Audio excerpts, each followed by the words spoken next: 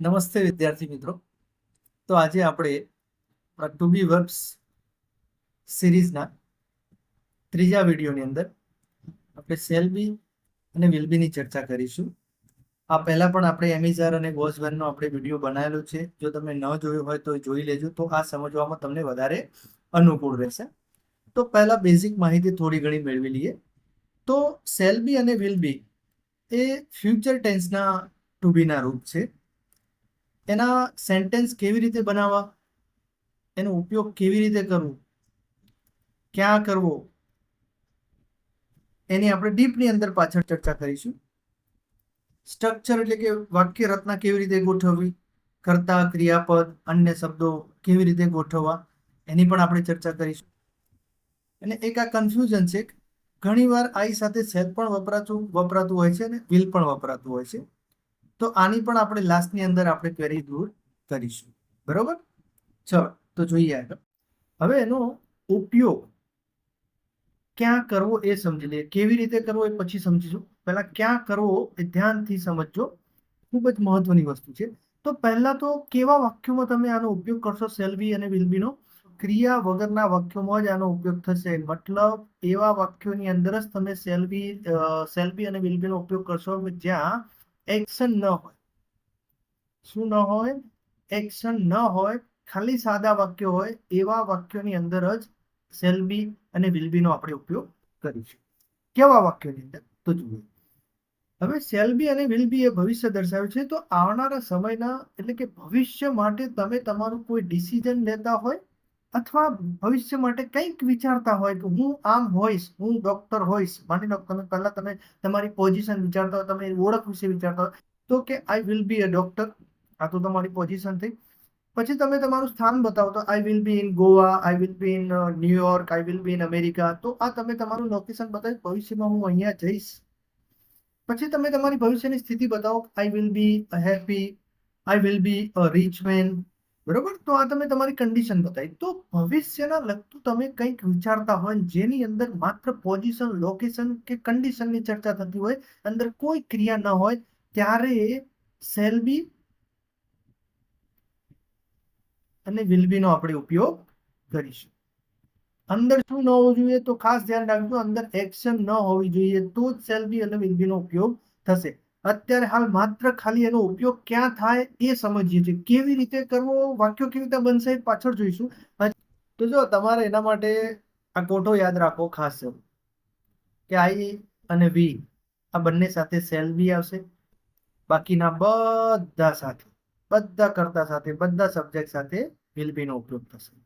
Shell be અને will બી નું ગુજરાતી શું થાય તો યાદ રાખી લેજો, હશે, થશે, બનશે. જ્યારે પણ તમે કોઈ એવું વાક્ય સાંભળો અથવા બોલો કે જેના પાછળ હશે, થશે, બનશે આવશે, ત્યારે શેલ બી અને વિલ બી થી વાક્ય બનશે. પણ ધ્યાને રાખવાનું કે કયા વાક્યની અંદર શેલ બી અને વિલ બી થી વાક્ય બનાવો. તો સમજી લેજો, જો વાક્ય સાદું હોય તો જ શેલ બી અને વિલ બી થી વાક્ય બનશે. જો ક્રિયાવાળું વાક્ય હોય તો એની અંદર શેલ બી અને વિલ બી થી વાક્ય બનશે નહીં. તો તમારી સામે વાક્ય આવો તો તમારે પાછળ જોવાનું. જો અંદર ક્રિયા આપેલી હોય, અહીંયા જો તે ગીત ગાશે, તો અહીંયા ગાવાની ક્રિયા રહેલી. જો ક્રિયા આપેલી હોય વાક્યની અંદર તો શેલ બી અને વિલ બી થી વાક્ય બનાવવાનું નહીં. આ ટેન્સ થઈ જાય. આપણે જ્યારે ટેન્સ ભણીશું ત્યારે આની સમજ મેળવીશું. કેવું વાક્ય હોવું જોઈએ? સાદું હોવું જોઈએ. સાદું મતલબ અંદર કોઈ ક્રિયા હોવી જોઈએ નહીં. જો અહીંયા તે શિક્ષક થશે, આની અંદર કોઈ ક્રિયા છે નથી, પાછળ થશે, થશે, બનશે છે, હા છે, તો અહીંયા શેલ બી અને વિલ બી થી વાક્ય બનશે. બરોબર, તો તમને ખ્યાલ આવી ગયો હશે કે શેલ બી અને વિલ બી નો ઉપયોગ કઈ કન્ડિશનમાં કરવો, ક્યાં કરવો, ક્યાં ન કરવો. હવે ઉપયોગ કેવી રીતે કરવો એ સમજ. સારું, ચલો તો હવે શેલ બી અને વિલ બી નો ઉપયોગ કરીને ઇંગ્લિશમાં વાક્યો કેવી રીતે બનાવવા એ શીખીએ. હવે તમારી સામે કોઈ પણ વાક્ય આવે તો એનો શેલ બી અને વિલ બી થી વાક્ય બનશે કે નહીં? તો એના માટે આ બંને કન્ડિશન એ વાક્યમાં હોય તો જ તમે શેલ બી અને વિલ બી નો ઉપયોગ કરીને તમે એ વાક્યનું અંગ્રેજી કરી શકો. આપણે એક્ઝામ્પલથી સમજીએ. પહેલું, અહીંયા વાક્ય છે હું ખેડૂત થઈશ. તમારી સામે વાક્ય આવે એટલે તમારે એની અંદર આ બંને વસ્તુ ચેક કરવાની. પહેલી વસ્તુ કે વાક્યના અંતે હશે, થશે, બનશે, થઈશ અથવા બનીશ આવા ભવિષ્ય દર્શક સમય બતાવતા હોય અથવા ભવિષ્યનું સેન્સ બતાવતા હોય એવા શબ્દમાંથી કોઈ એક છે કે નહીં? અહીંયા જો 28 મતલબ આ ભવિષ્યનો સેન્સ અહીંયા બતાવે છે, તો પહેલી કન્ડિશન અહીંયા લાગુ પડે છે. હજી બીજી કન્ડિશન જોઈએ લાગુ પડે છે. વાક્ય કેવું હોવું જોઈએ? સાદું હોવું જોઈએ. સાદું મતલબ વાક્યની અંદર એક્શન ન હોવી જોઈએ. બરોબર, વાક્યની અંદર એક્શન ન હોવી જોઈએ, મતલબ કોઈ ક્રિયા ન હોવી જોઈએ. તો હું ખેડૂત થઈશ, તો આ વાક્ય એકદમ સાદું જ છે, અંદર કોઈ એક્શન નથી. તો અહીંયા આ બંને કન્ડિશન હું ખેડૂત થઈશ આ વાક્યને લાગુ પડે છે, એટલે આ વાક્યનું તમે ઇંગ્લિશ શેલ બી અને વિલ બી પ્રમાણે કરી શકશો. તો પહેલા તો આ નક્કી કરવાનું કે અહીંયા શેલ બી અથવા વિલ બી થી વાક્ય બનશે કે નહીં. હા બનશે, તો ચલો આગળ જોઈએ. હવે બનતું હોય તો અહીંયા આ વાક્ય રચના કેવી છે? હકાર. આ વાક્ય કેવું છે? હકાર હોય. તો હકાર વાક્ય હોય તો હકાર વાક્યને આ ક્રમ પ્રમાણે તમારે ગોઠવવું પડે. પહેલા કર્તા મૂકવું પડે, પછી શેલ બી વિલ બી બેમાંથી એક કર્તાના આધારે, અને પછી અન્ય શબ્દો, પછી પૂર્ણ વિરામ. બરોબર. તો પહેલા શું લેવું પડશે? કર્તા લેવું પડશે. તો અહીંયા કર્તા કોણ છે? હું, મતલબ આઈ. તો તમે આઈ મૂકશો. આઈ પછી કોની જગ્યાએ આઈ? શેલ બી અથવા વિલ બી, બંનેમાંથી કોઈ એક. તો આઈ સાથે શું આવશે? Shall be. હવે અન્ય શબ્દો, તો અહીંયા ખેડૂત, અન્ય શબ્દો આઈ શેલ બી એ ફાર્મર.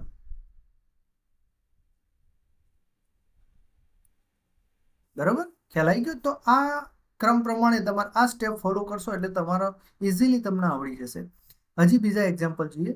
બીજું વાક્ય પહેલા હું ક્લિયર કરી નાખું. ચલો બીજું વાક્ય. તો વાક્યની અંદર ચલો આ બંને કન્ડિશન લાગુ પડે છે કે નહીં? શેલ બી અને વિલ બી ની. પહેલી, વાક્યના અંતે હશે, થશે, બનશે, બનીશ, થઈશ, હા છે, પહેલી કન્ડિશન લાગુ પડી. બીજી કન્ડિશન, વાક્ય સાદું હોવું જોઈએ, વાક્યની અંદર કોઈ ક્રિયા ન હોવી જોઈએ. તો વિદ્યાર્થીઓ આવતીકાલે હાજર હશે, આની અંદર કોઈ ક્રિયા છે નહીં, કોઈ એક્શન છે નહીં, તો બીજી કન્ડિશન પણ લાગુ પડે છે. તો હવે આ શેલ બી અને વિલ બી થી વાક્ય બનશે. હવે શેલ બી વિલ બી થી બનશે તો આ વાક્ય રચના જોવાની કઈ છે? હકાર છે. હકાર હોય તો પહેલો કર્તા મૂકવો પડશે. તો આ વાક્યની અંદરથી તમારે પહેલો કર્તા લેવો પડશે. કર્તા તમે શું લેશો? અહીંયા વિદ્યાર્થીઓ તો સ્ટુડન્ટ કર્તા થઈ ગયો. હવે કર્તાના આધારે શેલ બી અથવા વિલ બી બંનેમાંથી એક લેવું પડશે. તો અહીંયા નામ છે, નામ હોય તો હંમેશા વિલ બી. આટલું યાદ રાખો, આઈ અને વી આવો તો જ શેલ આવો, બાકી બધા સાથે વિલ. ચલો, તો સ્ટુડન્ટ્સ વિલ બી. હવે અહીંયા તમારી સામે અન્ય શબ્દ. અન્ય શબ્દોમાં શું છે? અહીંયા જો આવતીકાલે અને હાજર. તો બે શબ્દો છે, બેમાંથી કયો શબ્દ અહીંયા પહેલો લખવો? કયો પહેલો લખવો? તો તમારે જોવાનું, બે અહીંયા આ એક શબ્દ અને આ હાજર બીજો શબ્દ. તો બંનેમાંથી જે સમય હોય એ છેલ્લે લખાય.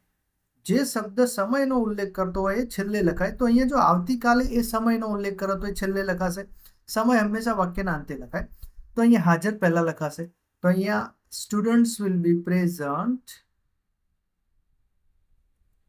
આવતીકાલે, ટુમોરો. બરાબર, ખ્યાલ આવી ગયો? તો અહીંયા વાક્ય બની ગયું students will be present tomorrow, કે વિદ્યાર્થીઓ આવતીકાલે હાજર રહેશે. ચલો, તું નેતા બનીશ. તો જો અહીંયા બંને કન્ડિશન આપણી લાગુ પડે છે, હશે, થશે, બનશે અથવા બનીશ, થઈશ, તો હા છે.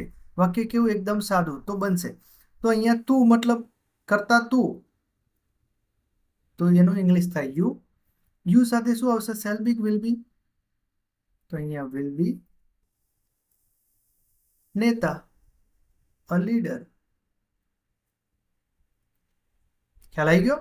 ચલો, એનાથી પછી 4 નંબર, રિદ્ધિ પ્રમાણિક અધિકારી બનશે. તો જો બનશે આવ્યું તો ભવિષ્ય થયું.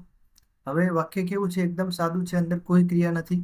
તો આ રચના પ્રમાણે તમારે ગોઠવતા જવાનું. પહેલો કર્તા લેવાનો. કર્તા કોણ છે? અહીંયા કોની વાત થાય છે? તો રિદ્ધિ. તો અહીંયા તમે લખશો રિદ્ધિ. રિદ્ધિ સાથે શું આવશે? શેલ બી, વિલ બી, તો વિલ બી. હવે પ્રમાણિક અધિકારી, તો ઓનેસ્ટ ઓફિસર. બરોબર. ચલો, હવે હું લખતો નથી, તમે સમજી લેજો. તેણીની ભૂખી રહેશે. જો રહેશે આવ્યું. કરતા કોણ? તેણીની. તમે લખશો સી. સી સાથે આવશે વિલ બી, ભૂખી, હંગરી. ચલો એના પછી ત્રિષા અને ભૂમિ વકીલ બનશે. તો જો અહીંયા બનશે એટલે ભવિષ્યકાળ, બરોબર. વાક્ય સાદું છે તો શેલ બી વિલ બી થી બનશે. કઈ રચના છે? તો હકાર રચના છે. હકાર રચના હોય તો પહેલો કર્તા લખાય. કર્તા અહીંયા ભૂમિ અને ત્રિષા અને ભૂમિ, તો અહીંયા તમે લખશો ત્રિષા એન્ડ ભૂમિ. હવે અહીંયા જો નામ છે એકથી વધારે નામ, તો વિલ બી વકીલ, અ લોયર. ચલો મારો ભાઈ શાળાએ હશે, તો મારો ભાઈ અહીંયા કરતા થશે, તો માય બ્રધર. બ્રધર એ નામ છે તો વિલ બી. શાળા એ, અહીંયા ધ્યાન રાખજો, અહીંયા શું લખેલું? શાળા એ. અહીંયા સ્થળ બતાવ્યું, ભાઈનું લોકેશન બતાવ્યું, તો વિલ બી લોકેશન એ આવે. શાળા એ તો એટ લખાશે, એટ ધ સ્કૂલ. શાળાએ હોય તો એટ ધ સ્કૂલ, ઘરે લખેલું હોય તો at the home, at the house, બરોબર. બસ સ્ટેન્ડ હોય તો એટ ધ બસ સ્ટેન્ડ, બરોબર. ચલો, તો તમને અહીંયા ખ્યાલ આવ્યો હશે. આપણે આગળ જોઈએ. હજી બીજા એક્ઝામ્પલ છે, તો આ એક્ઝામ્પલ તમે જાતે કરશો, બરોબર. અહીંયા ખાલી તમારા પ્રેક્ટિસ માટે અહીંયા મૂકેલા છે, તો વિડીયો પોઝ કરીને તમે જાતે પ્રેક્ટિસ કરજો. ચલો સેમ એવી જ રીતે હવે નકાર વાક્ય હોય તો કેવી રીતે બનાવવા. નકાર વાક્યની અંદર શું હોય? નકાર રચના એટલે શું? આ સમજી લેજો ખાસ. નકાર એટલે અંદર નહીં હોય. જો બધા વાક્યમાં નહીં અથવા નથી અથવા નાનો ભાવ હોય વાક્યમાં, તો સમજવાનું કે એ વાક્ય કેવું કહેવાય? નકાર કહેવાય, બરોબર. તો નકાર વાક્યની અંદર વધારાનું શું આવશે? જો નોટ આવશે. નોટની જગ્યા ખાસ ધ્યાન રાખી જોઈ લેજો. સેલ બી સેલ અને વિલ અને બીના વચ્ચે મુકાય નોટ. આ ખાસ ધ્યાન રાખવાનું. નોટની જગ્યા ક્યાં? તો સેલ વિલ અને બીના વચ્ચે મુકાશે. બસ આટલું ખાલી તમારે ધ્યાન રાખવાનું. ચલો હવે વાક્યનું જોઈએ આપણે કેવી રીતે બનશે. તમારી સામે વાક્ય આવ્યું, તે વિજેતા બનશે નહીં અથવા તે વિજેતા થશે નહીં. આવું કોઈ પણ રીતનું હોય, ભવિષ્યનો સેન્સ આવ્યો અંદર, બનશે નહીં, થશે નહીં, અને નહીં આવ્યું એટલે નકાર. ચલો, તો આની અંદર કરતા કયો? તે મતલબ હી સાથે શું આવશે? વિલ. હવે અહીંયા નહીં નથી, તો અહીંયા નોટ મૂકવું પડશે. નોટની જગ્યા કયો? વિલ અને બી ના વચ્ચે, તો હી વિલ નોટ બી વિજેતા, તો winner. He will not be a winner. America સૌથી શક્તિશાળી નહીં રહે. અમેરિકા સૌથી શક્તિશાળી નહીં રહે. તો જો અહીંયા નહીં રહે, નહીં આવે એટલે નકાર. નહીં રહે એટલે આવનારા સમયની વાત થઈ, ભવિષ્યકાળ. તો ચલો, વાક્ય એકદમ સાદું, અંદર કોઈ ક્રિયા નથી. કરતા કોણ? અમેરિકા. તો તમે અહીંયા લખશો અમેરિકા. ચલો, અમેરિકા પછી જુઓ, અમેરિકા થઈ ગયું. હવે સેલ બી અને વિલ બી, તો અહીંયા શું આવશે? વિલ. અહીંયા નહીં છે એટલે નોટ મૂકવું પડશે. નોટ કેમ મૂકશો? વિલના પછી તરત વિલ નોટ પછી બી. સૌથી શક્તિશાળી તો most powerful. Most powerful. America will not be a most powerful. ચલો, વીણા અભિનેત્રી બનશે નહીં. તો બનશે ઉપર ખબર પડી જાય ભવિષ્યકાળ. નહીં એટલે નકાર રચના. ચલો, તો પહેલો કરતા જોશો, તો વીણા. વીણા સાથે વિલ. વિલ પછી નોટની જગ્યા, પછી બી. વિલ નોટ બી અભિનેત્રી, તો એક્ટ્રેસ, બરોબર. ચલો, જમીન મોંઘી થશે. તો જો અહીંયા નહીં ઉપરથી ખબર પડી જાય આ નકાર. થશે ઉપરથી ખબર પડી જાય ભવિષ્ય, બરોબર. તો ભવિષ્ય છે, વાક્ય નહીં નકાર છે, અને વાક્ય એકદમ સાદું છે. વાક્યમાં ક્રિયા નથી. બસ આ ત્રણ વસ્તુ તમારે જોવાની, એટલે તમને ખ્યાલ આવી જશે કે અહીંયા નકાર હતા શેલ બી અને વિલ બી થી બનશે. તો અહીંયા જમીન મતલબ land. The land will not be a costly. મારા પિતા ઘરમાં હશે નહીં. તો my father will not be ઘરમાં. મો એટલે ઇન થાય, in the house. My father will not be in the house. ચલો આગળ જોઈએ. તો પ્રશ્ન રચનામાં પહેલું સેલ અથવા વ્હીલ બેમાંથી એક મુકાશે, પછી કર્તા મુકાશે, પછી બી મૂકવાનું થશે, પછી અન્ય શબ્દો અને છેલ્લે પ્રશ્નાર્થનું નિશાન. તો આ ક્રમમાં તમે ગોઠવી જશો એટલે તમારું સેલ બી અને વિલ બી વાળું વાક્ય પ્રશ્નાર્થ બની જશે. ચલો એક્ઝામ્પલથી સમજીએ. પહેલું, શું તેઓ ખુશ હશે? તો પહેલા તો સેલ બી અને વિલ બી થી વાક્ય બનશે કે નહીં એ ચેક કરવાનું. અહીંયા હશે છે અને બીજી વસ્તુ વાક્ય એકદમ સાદું છે તો સેલ બી અને વિલ બી થી બનશે. બનશે એવું થયું, એના પછી આગળનું સ્ટેપ કયું તો વાક્યની રચના ઓળખવાની. અહીંયા વાક્ય જો પ્રશ્નાર્થ છે એટલે ખબર પડી જાય કે આ રચના પ્રમાણે આપણું વાક્ય બનાવવાનું થશે. હવે આ રચનામાં પહેલું સેલ અને વિલ બેમાંથી એક મૂકવું પડે. હવે સેલ અને વિલ હંમેશા કર્તાના આધારે જ તમે મૂકી શકો. તો અહીંયા પહેલા કર્તા શોધવું પડશે. કર્તા અહીંયા શું? તેઓ. તેઓ એટલે ધ્યેય થાય ને ધ્યેય સાથે શું આવશે? વિલ આવશે. તો તમે અહીંયા આનું ઇંગ્લિશ કરશો એટલે પહેલું વિલ મૂકશો. પછી કર્તાની જગ્યાએ તો વાક્યની અંદર કર્તા કોણ? તેઓ. તો તમે અહીંયા તેઓ એટલે ધ્યેય મૂકશો. પછી બીની જગ્યાએ તો તમે અહીંયા બી મૂકશો. અન્ય શબ્દો તો વાક્યની અંદર જે વધ્યું એ મૂકી દેવાનું. ખુશ તો happy. Will they B happy? શું તેઓ ખુશ થશે? બરોબર. હવે જો હશે થશે બનશે આનો મતલબ શું થાય? સેલ બી અને વિલ બી. બરોબર, એટલે કે હશેનું પાછું કંઈ નવું ના થાય. ચલો આગળનું વાક્ય જોઈએ. પહેલી વસ્તુ તો ભવિષ્ય દર્શક શબ્દ અંદર છે કે જે ભવિષ્યનો સેન્સ બતાવતો હોય. હા, બનીશ છે. અને બીજી કન્ડિશન વાક્ય સાદું હોય તો સેલ બી અને વિલ બી થી બનશે. હવે આ વાક્યને આપણે સેલ બી વિલ બી થી બનાવીએ તો પહેલું સેલ અને વિલ બેમાંથી એક મૂકવું પડશે. હવે એ કર્તાના આધારે થાય તો અંદરથી કર્તા પહેલા શોધવું પડે. અહીંયા કોણ કર્તા? ટુ. તો ટુ નું શું થશે? યુ. અને યુ સાથે શું આવશે? વિલ આવશે. તો તમે અહીંયા પહેલા લખશો વિલ. કર્તા કોણ? યુ. કોની જગ્યાએ? બી ની જગ્યાએ. બી પછી અન્ય શબ્દો. Will be a doctor. એકદમ ઇઝી. શું ગુજરાત વિજેતા બનશે? ચલો, બનશે ઉપરથી ભવિષ્યકાળ વાક્ય સાદું છે તો સેલ બી અને વિલ બી થી વાક્ય બનશે. કઈ રચના છે? પ્રશ્નાર્થ. આ નિશાન ઉપરથી ખબર પડી જાય. તો પહેલું પ્રશ્નાર્થમાં શું? પહેલું સેલ અને વિલ બેમાંથી એક લેવું પડશે. અહીંયા ગુજરાત કર્તા. કર્તાના આધારે જ તમને ખબર પડે સેલ લેવું વિલ લેવું. તો પહેલો કર્તા શોધવો પડે. તો અહીંયા ગુજરાત સાથે શું આવશે? વિલ. કર્તા કોણ? ગુજરાત. પછી બીની જગ્યાએ અ વિનર. અન્ય શબ્દો વિજેતા. પ્રશ્નાર્થનું નિશાન. શું કૃષ્ણા ક્રિકેટર નહીં બને? નહીં બને. બને એટલે મતલબ આવનારા સમયની વાત એટલે ભવિષ્યકાળ. વાક્ય એકદમ કેવું છે? સાદું છે. બરોબર. તો અહીંયા સેલ બી અને વિલ બી થી બનશે. કઈ રચના છે? તો તમે જો હું કાઢી નાખું. પ્રશ્નાર્થ રચના છે. બરોબર. પ્રશ્નાર્થમાં અહીંયા જો નહીં આવ્યું. નહીં મતલબ નકાર. નકાર મતલબ આપણે અહીંયા નોટ મૂકવું પડશે. અને નોટની જગ્યાએ યાદ કરી લેજો હંમેશા આ બીના આગળ જ મુકાય. નોટ મૂકવાનું થાય. આને કઈ રચના કહેવાય? પ્રશ્નાર્થ નકાર રચના કહેવાય. પ્રશ્નાર્થ નકારમાં બીના આગળ નોટ મુકાય. આટલી તમને ખ્યાલ આવી ગઈ? ચલો, બાકી બધું એ જ રીત છે. તો પહેલા શું કરવાનું? કર્તા કૃષ્ણા. કૃષ્ણા એટલે નામ થયું. નામ સાથે શું આવશે? વિલ આવશે. તો તમે અહીંયા પહેલું મૂકશો વિલ. કર્તા કોણ હતો? કૃષ્ણા. હવે જો બી નહીં મૂકવાનું. અહીંયા નહીં છે નોટ.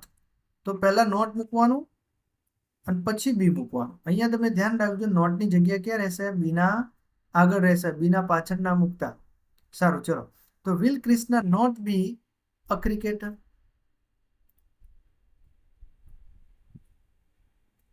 પ્રશ્નાર્થનું નિશાન. મેં અહીંયા નહીં વાળું વાક્ય હાથે કરી લીધું કે જેથી કરી તમને આવી રીતના આવો તો પણ તમને ખ્યાલ આવી જાય. શું ભારતના ખેડૂતો સુખી નહીં બને? જો અહીંયા નહીં બને મતલબ ભવિષ્યકાળ. એમાંય જો પ્રશ્નાર્થનું નિશાન. મતલબ જો વાક્ય એકદમ સાદું છે તો વાક્ય સાદું છે. નહીં બને એટલે ભવિષ્યનો સમય અને પ્રશ્નાર્થ. તો આ રચના પ્રમાણે ગોઠવો. પહેલો કરતા શોધો તો ખબર પડે. સેલ મૂકવું વિલ મૂકવું આગળ.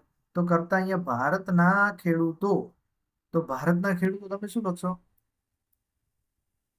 The farmers of India. આટલો તમારો કર્તા બન્યો. હવે કર્તા તમને ખબર પડી ગઈ તો આગળ શું મૂકશો? અહીંયા વિલ નામ આવી ગયું. તો will the farmer of India નહીં બને તો નોટ બી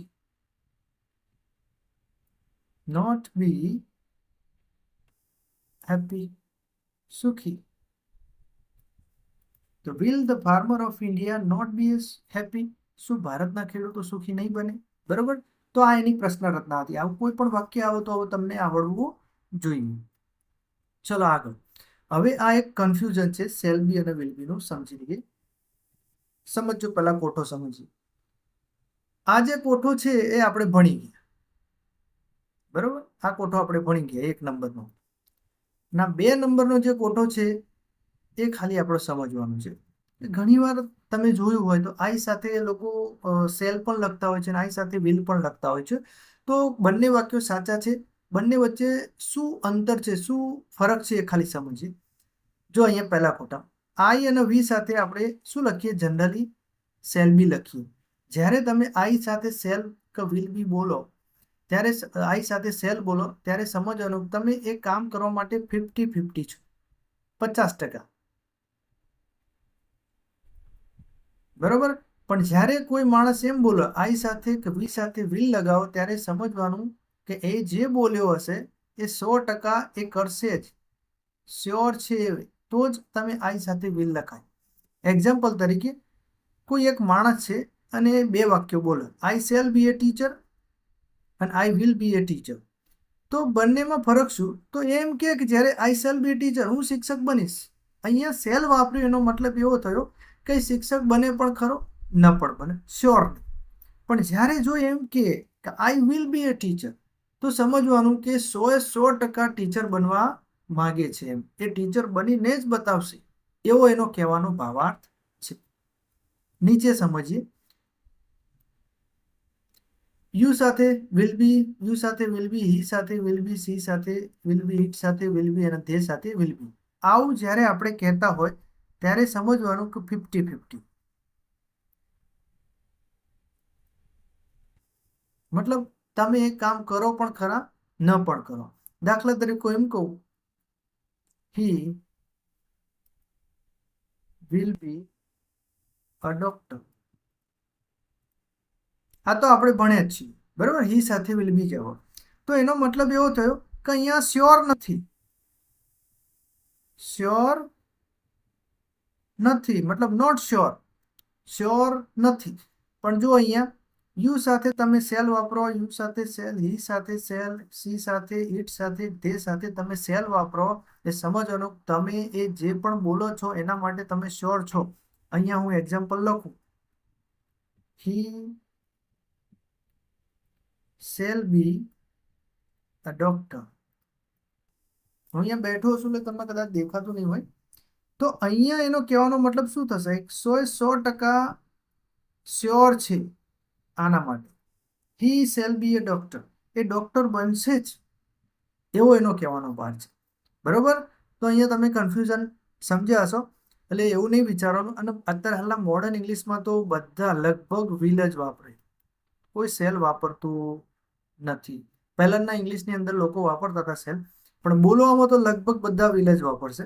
ક્યાંક લખવાની અંદર તમે સેલ વાપરી શકો, બરાબર. પણ આપણે લખતા હોય જ્યારે પેપરની અંદર કે આપણા એવી રીતને, તો સેલ વાપરવું, બરાબર. બાકી વિલ લખશો તો તમને કોઈ ખોટું નહીં આપો. પણ હવે એક ટ્રેડ થઈ ગયો, બધા વિલ જ વાપરે. પણ સેલ અને વિલ બંનેમાં ડિફરન્સ શું કે આપણે અહીંયા સમજ્યા, એકમાં શ્યોરિટી હોય છે ને એકમાં શ્યોરિટી હોતી નથી. હવે એક વસ્તુ બીજું સમજી લઈએ. સેલ નોટ અને વિલ નોટ, આનું ટૂંકું રૂપ તમને યાદ હોવું જોઈએ. અને મારે શોર્ટમાં લખવું હોય શું લખીશ? હું શાન્ટ. અને વિલ નોટને હું શું લખીશ? વોન્ટ. આ એના ટૂંકા રૂપ બંને અલગ થતા હતા એટલે મેં અહીંયા તમને કહ્યું કે સેલ નોટ અને વિલ નોટના ટૂંકા રૂપ આપણને યાદ હોવું જોઈએ. જો લખવું હોય તો લખી શકાય. દાખલા તરીકે આઈ શાન્ટ બી અ ડોક્ટર. હું ડોક્ટર બનીશ નહીં. તો આવું લખેલું હોય તો તમે જાણતા હોય કે આ ટૂંકું રૂપ સેલનો તો તમને ખબર પડે, નહીં તો પાછા કન્ફ્યુઝ થાવ કે આ આવ્યું શું. પછી એવું ને એવું બીજી વસ્તુ આવી રીતના લખેલું, આઈ કરીને ડેશ કર્યો હોય અને 2 એલ લખેલો, તો આને શું વંચાય? આઈ સેલ કે આઈ વિલ ના વંચાય. આઈલ, આ ઈ લ શું વંચાય? આઈલ. અને શું બોલાશે? આઈલ. તો જો આવા નવા બીજા સ્પેલિંગો તમે જોયા છો, માઇલ. તો બસ આ રીતનો ઉચ્ચાર તમારે અહીંયા કરવાનો. અને આઈ સેલ કે આઈ વિલ એવું ના વાંચતા. અને શું વંચાય? આઈલ. બરોબર? એ રીતના કરતા બદલાય એ પ્રમાણે બદલાય. હી કરીને આમ કર્યું હોય તો હિલ, હિલ પાછળ લ બોલાય, બસ બીજું કંઈ નથી.